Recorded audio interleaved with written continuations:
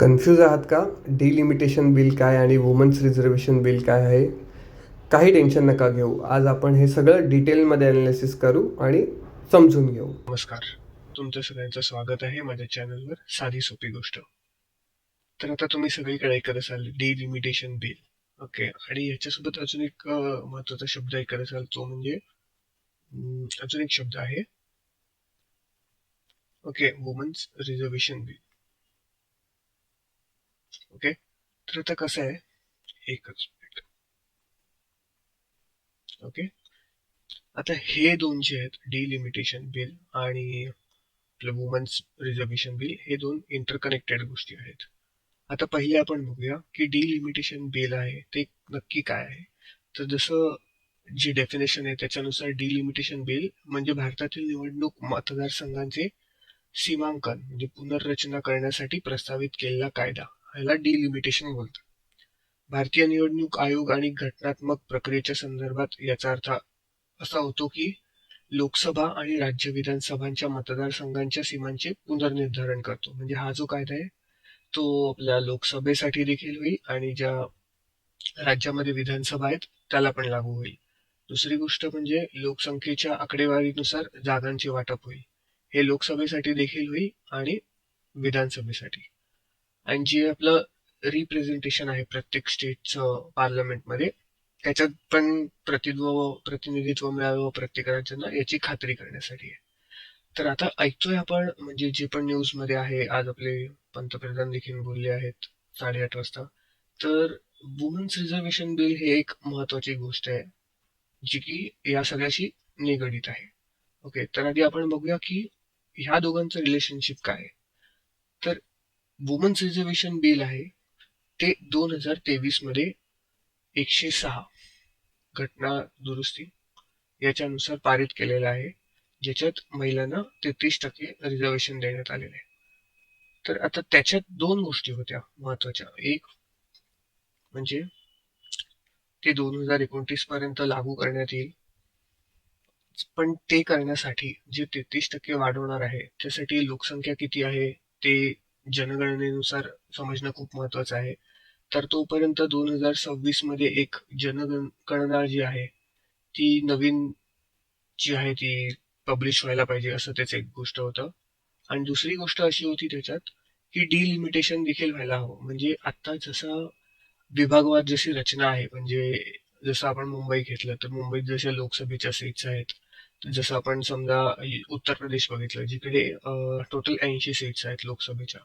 Okay. असं म्हणतात की प्राईम मिनिस्टरसाठी जो रस्ता आहे तो उत्तर प्रदेशमधूनच जातो.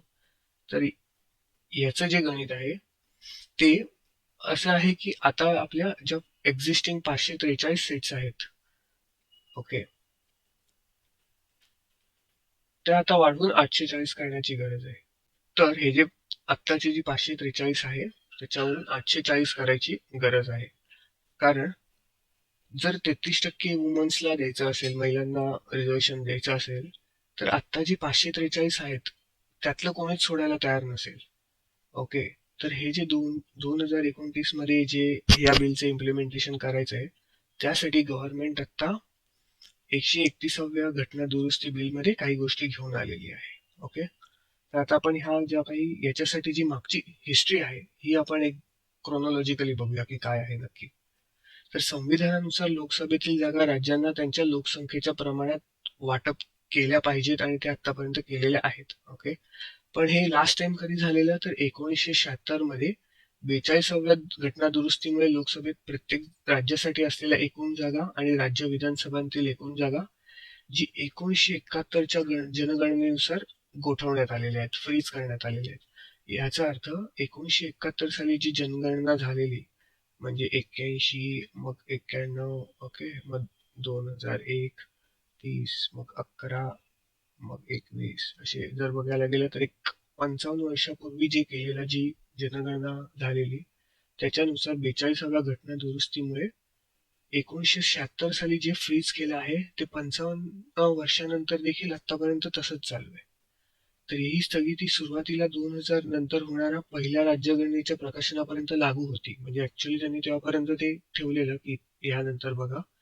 पण 2001 मध्ये परत 44व्या घटना दुरुस्तीने स्थगिती 2026 नंतर होणाऱ्या पहिल्या जनगणनेच्या प्रकाशनापर्यंत वाढवली गेलेली आहे. म्हणजे हे जे करण्याचं होतं, जे 42व्या घटना दुरुस्तीने केलेलं, त्यानंतर परत 2001 मध्ये यांनी सांगितलेलं की 2000 पर्यंत करा, मग 2000 नंतर परत 2026 ची डेडलाईन देण्यात आलेली आहे.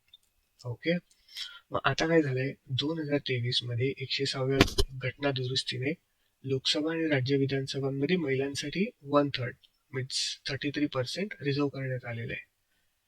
तर आता आपण बघायला गेलो तर सध्या सुरू असलेल्या जनगणनेसाठी तारीख ही 1 मार्च 2027 असणार आहे. याचा अर्थ असा की 2029 मध्ये पुढील लोकसभा होणार आहेत. आता 2024 मध्ये झाल्या आणि आपण असं समजूया की हे सरकार पूर्ण 5 वर्ष त्याची कंप्लीट करणार आहे. तर 2029 मध्ये पुढील लोकसभा निवडणूक होणार असल्याचे विचारात घेतल्यास 2027च्या जनगणनेवर आधारित म्हणजे आता 27 मध्ये जी जनगणना होईल त्यानुसार हे सगळं परत रिअरेंज करणं हे काही आता प्रॅक्टिकल वाटत नाहीये. त्यामुळे हा डिलिमिटेशन बिल 2026 हे गव्हर्नमेंटने आता जसं की काल आणलं होतं, पण ते काही लोकसभेत पास होऊ शकलेलं नाहीये. तर आता आपण बघूया की त्याचे दोन्ही बाजूंनी आपण एकदम अनबायस्ड होऊन दोन्ही बाजूंनी त्याचे महत्वाचे काही पॉइंट्स बघूया. हे बघा, हा एक आता कदाचित 1 वर्षापूर्वीचा मॅप असेल, हा आता आपण रेफर करतोय. तर आता कसं आहे, सगळं पॉलिटिकल कॅल्क्युलेशन चालू आहे. तर जसं समजायला आता जसं आपण बघितलं की 1976 मध्ये हे सगळं फ्रीज झालं होतं, त्याप्रमाणे लोकसंख्येनुसार प्रत्येक राज्याला ज्याच्या त्याच्या लोकसभेच्या सीट अलॉट करण्यात आलेल्या. जसं की युपीच्या 80 आहेत सर्वात जास्त, कारण युपीची लोकसंख्या ही काहीतरी 18 करोडच्या घरात आहे आत्ता. त्यावेळेला कमीच असेल, पण रिलेटिव्हली सगळ्या स्टेटपेक्षा जास्त होती. तर आता असं झालंय, या सगळ्या गोष्टीमध्ये जर बघायला गेलं तर नॉर्थ, ओके, हा भाग आणि साऊथ ह्या दोघांमध्ये एक प्रकारची दरी निर्माण झाल्याचं साऊथ स्टेट्सला वाटतंय. ओके, कारण यामुळे असं होतंय की साऊथ स्टेटचं असं म्हणणं किंवा त्यांचा असा पॉइंट आहे की त्यांचा जो पॉप्युलेशन रेट आहे हा कम्पॅरेटिव्हली यूपी, बिहार या राज्यांपेक्षा कमी आहे. त्यांची लोकसंख्या ही कम्पॅरेटिव्हली कमी गतीने वाढते आणि त्यांचा जो प्रोग्रेस आहे इकॉनॉमिकल आणि बाकी सगळा हा खूप स्पीडने वाढतोय कम्पॅरेटिव्हली नॉर्थ स्टेट्स. ओके, तर ह्यामुळे काय होतंय, त्यांचं म्हणणं असं आहे की भले आमचं प्रोग्रेस, आमचं जीडीपी, आमचं दरडोई उत्पन्न, ओके, हे सगळं वाढतंय, पण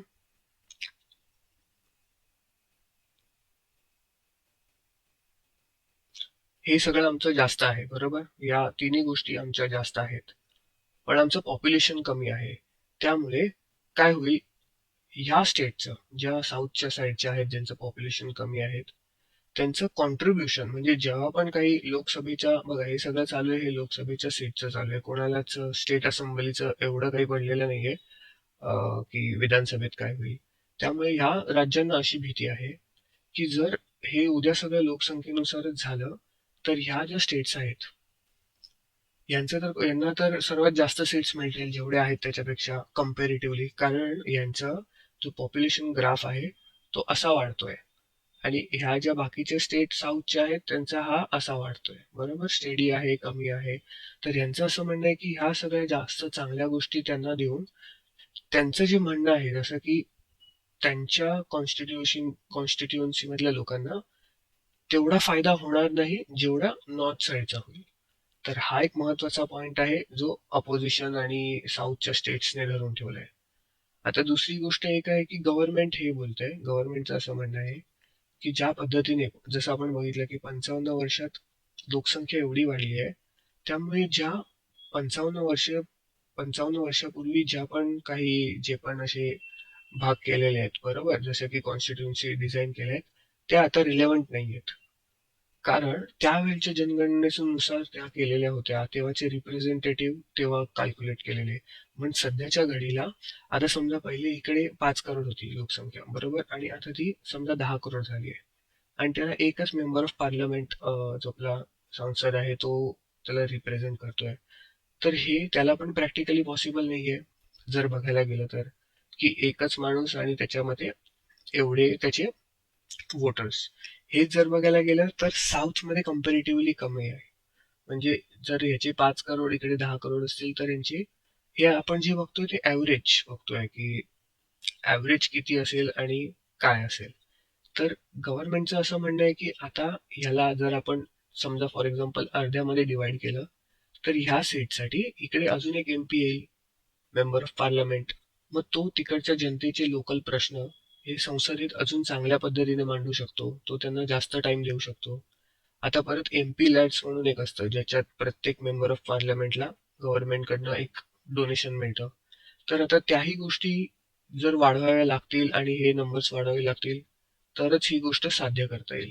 तर जर बघायला गेलं तर ह्या दोन्ही पॉइंट जे गव्हर्नमेंट बोलतंय ते पण एक मार्गे आपल्याला बरोबर वाटतंय, जे साऊथ स्टेट्स बोलतायत ते पण आता आपल्याला करेक्ट वाटतंय.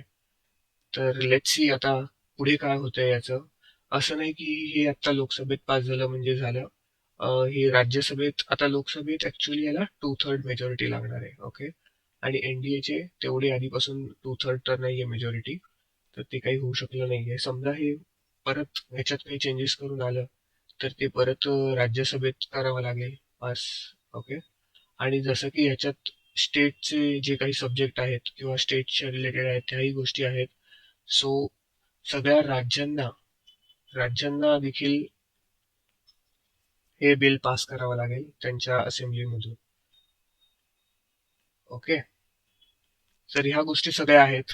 तर नक्की सांगा ही साधी सोपी गोष्ट तुम्हाला कशी वाटली, आणि खाली कमेंटमध्ये नक्की सांगा की तुम्हाला अजून काय साधं सोपं गोष्ट करून ऐकायला आवडेल. थँक्यू.